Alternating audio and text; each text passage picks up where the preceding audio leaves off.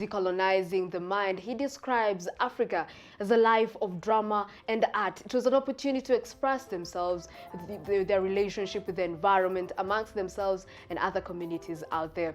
That piece by Ken Kimani is definitely inspiring and very African. Moving on, you will be surprised by the small number of Kenyans who seem to cling to the culture of reading, with research showing that the average youth may face distractions today, including other forms of media such as TV, mobile phones, and computer, which lead to an overload of information. But in order to encourage young and old people to read, not just for commercial gain, but for leisure and cultural development, the reading culture and formation of reading institutions need to be benchmarked by societies in the developing world. And in a journey around education, Jamie Kiboy documents Kenya's reading culture. Today, we are in a global age and the world has become a global village as a result of expanded technology and other human activities. As global citizens, we can foster international cooperation, unite people, and make the world a better place to live. One way of achieving this is by awakening a reading culture all over the world. Like they say, books will let you travel without moving your feet. Books, they say, they are the trains, and at the same time, they are the roads. They are the destination and the journey. They are transportation. Excellent speakers, authors, and storytellers have honed their art from reading wide. These women and men of valor, they have commanded attention in huge crowds. They have wooed the congregation. They have done it over and over again. The secret to all this is reading books. Walk into any public library in the country and the less number of people you come across judges the apparent notion that there is lack of reading culture in Kenya.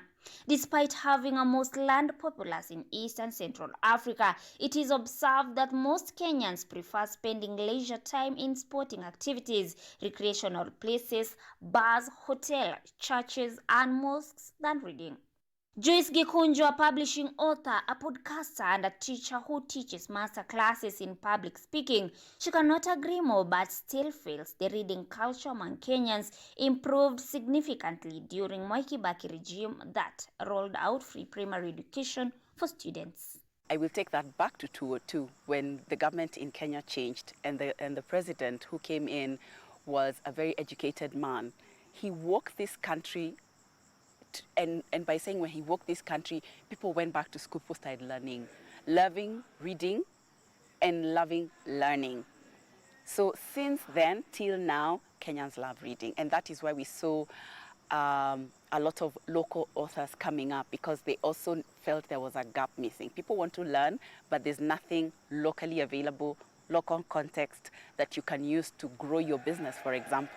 Even so, being in the publishing industry as an author for a longer period of time and interacting with different people of different caliber, Joy says that we are yet to reach a level of potential readers as a country. Step to start. You know, when you're trying to teach someone, it's always good to start with what is readily available. Newspapers, we look at them all the time. We look at books all the time. That's usually the easiest way to consume information. As you read novels, as you read newspapers, you see how the person who has already written, conjugating, see how the person is forming their words, vocabulary. So it's a silent way of learning and an easy one, and there's no pressure. In a culture increasingly privatized, libraries seem to be the last free spaces we have left. Gabriel Dinda, founder Writers Guild Kenya and Incubation Center for Writers Guild in Kenya, sympathizes with our readership culture as a country. Dinda believes reading should be one of the most intimate feelings of all times. I read every day. Start with why. You may ask yourself, why am I reading in the first place? So if, for instance, your wish is to grow in your journalism or in your reporting, that is a why. So then it would be of interest for you to read content relating to that area so that you have a why at the end of it. He, however, blames the poor reading culture on the upbringing in most of our families and how the society at large views reading. basically shifting blame in reading lapses to electronic entertainment among youth. It's unfortunate that we have to classify them as good reader or bad reader, because reading is something that is very intimate. Reading is something that should not be done in groups. It is so individual, because the benefits are so individual. It only comes to the group benefits only come to a point where we are looking at a country, for instance. Data on world reading habits back in 2018 shows who read most, what was read, as well as other fascinating insights into the learning landscape. According to the infograph, India, Thailand and China won gold, silver and bronze respectively for reading the most throughout the year. However, America and Europe were no laggards. 74% of Americans have read a book in the past 12 months, while the average European spent $240 on reading material. But what do Kenyans think about their reading culture? The last time I read a book, it was 2 weeks ago. Yeah. And I've read like 5 books this month.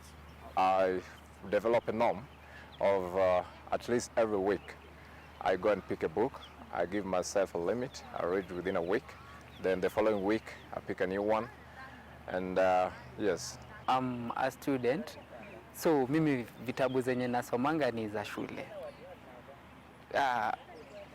Tamthilia hizo wasisomi, na sababu ni kuwa ninataka na prefer kuona maonyesho yenyewe. As a country, it is easy to guess where we are in terms of global outlook in readership index. You know, when you're trying to teach someone, it's always good to start with what is readily available. Newspapers, we look at them all the time. We look at books all the time. That's usually the easiest way to consume information. As you read novels, as you read newspapers, you see how the person who has already written, conjugating, see how the person is forming their words, vocabulary. So it's a silent way of learning and an easy one, and there's no pressure.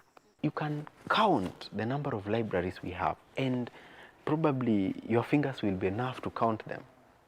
Jamakiboi, KUTV.